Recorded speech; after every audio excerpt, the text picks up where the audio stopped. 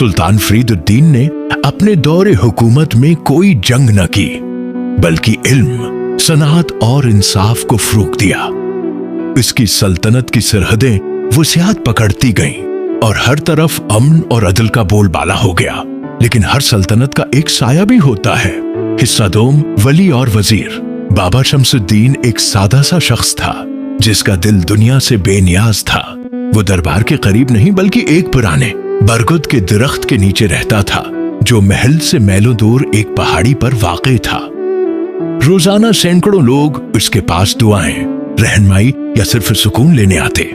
सुल्तान उसकी बेपनाह इज्जत करता। जब भी कोई अहम फैसला करना होता, वो इस दरवेश के पास जाता, जो सिर्फ एक बात कहता, जो इंसाफ से खाली हो वो फैसला नहीं, आजमाइश होता है।